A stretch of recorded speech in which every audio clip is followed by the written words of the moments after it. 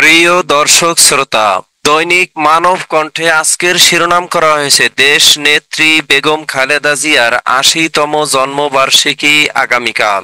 শুক্রবার সারা দেশে বিএনপির দোয়া মাহফিল। কালের কণ্ঠ শিরোনাম করা হয়েছে খালেদা জিয়ার জন্মদিনে দোয়া মাহফিল হবে, কেক কাটা নিষেধ। প্রথম আলো শিরোনাম করা হয়েছে খালেদা জিয়ার ৮০তম জন্মবার্ষিকীতে দেশব্যাপী দোয়া শুক্রবার। বিএনপির চেয়ারপারসন বেগম খালেদা জিয়ার ৮০তম জন্মবার্ষিকী পালনে এবং তার সুস্থতা কামনায় আগামীকাল শুক্রবার ঢাকা সহ সারা দেশে দোয়া মাহফিল কর্মসূচি ঘোষণা করেছে বিএনপি।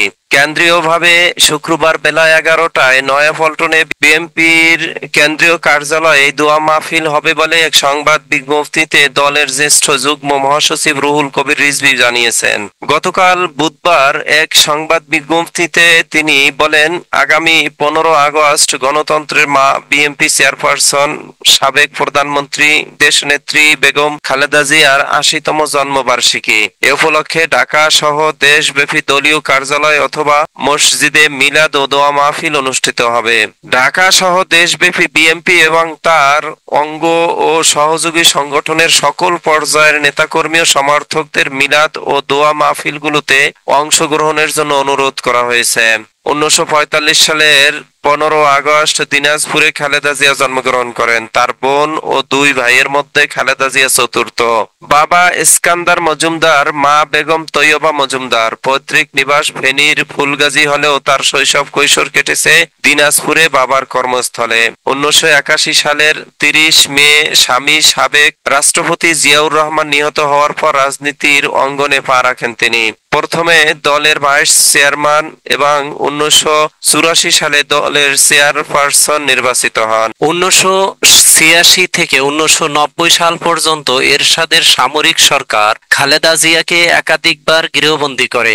১৯৮৬ সালের বাংলাদেশের রাষ্ট্রপতি নির্বাচনের ঠিক আগে তাকে গৃহবন্দী করা হয় এবং নির্বাচনের পরই তাকে মুক্তি দেওয়া হয়। তিনি তার মুক্তির নেতৃত্ব দেন এবং এরশাদকে ক্ষমতাচ্যুত করার লক্ষ্যে একটি নতুন আন্দোলন শুরু করেন। একই বছরের ১০ নভেম্বর তিনি ওয়ার্দ দিবসের ধর্মঘট ডাকেন, কিন্তু পরে তাকে আবার গৃহবন্দী করা হয়। ১৯৮৭ সালের ২৪ জানুয়ারি যখন শেখ হাসিনা অন্যান্য আওয়ামী লীগ নেতাদের সাথে সংসদ অধিবেশনে যোগ দেন, তখন খালেদা জিয়া সংসদ ভেঙে দেওয়ার দাবিতে রাস্তায় ছিলেন। তিনি ঢাকায় একটি গণসমাবেশের ডাক দেন, যা সহিংস হয়ে ওঠে এবং বিএনপির শীর্ষ নেতাদের গ্রেপ্তার করা হয়। এরপর ১৯৮৭ সালের ফেব্রুয়ারি থেকে জুলাই পর্যন্ত খালেদা জিয়ার নেতৃত্বাধীন ৭ দলীয় জোট ধারাবাহিক হরতাল আয়োজন করে। ২২ অক্টোবর খালেদা জিয়ার বিএনপি শেখ হাসিনার আওয়ামী লীগের সহযোগিতায় এরশাদকে উৎখাত করার জন্য ১০ নভেম্বর ঢাকা দখল কর্মসূচি ঘোষণা করে।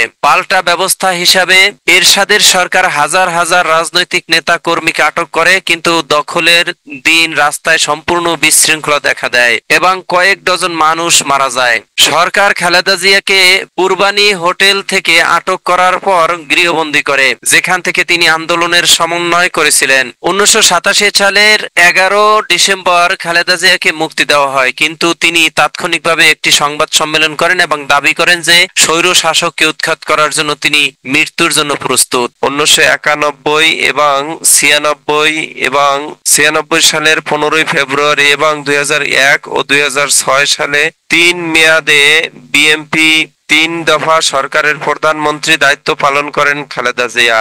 সরকারের প্রধানমন্ত্রীর দায়িত্ব পালন করেন বেগম খালেদা জিয়া। বিএনপি নেতাকর্মীরা এক সময় ১৫ আগস্ট ঘটা করে কেক কেটে তাদের নেত্রীর জন্মদিন পালন করতেন, কিন্তু ২০১৬ সাল থেকে তারা দলীয়ভাবে কোনো কর্মসূচি না দিয়ে মিলাদ ও দোয়া মাহফিল করে আসছেন। বিএনপি চেয়ারপারসন খালেদা জিয়া গত কয়েক বছর অসুস্থতার মধ্যে থাকায় তিনি গুলশানের বাসা ফিরোজায় চিকিৎসকদের নিবিড় পরিচর্যায় চিকিৎসাধীন আছেন।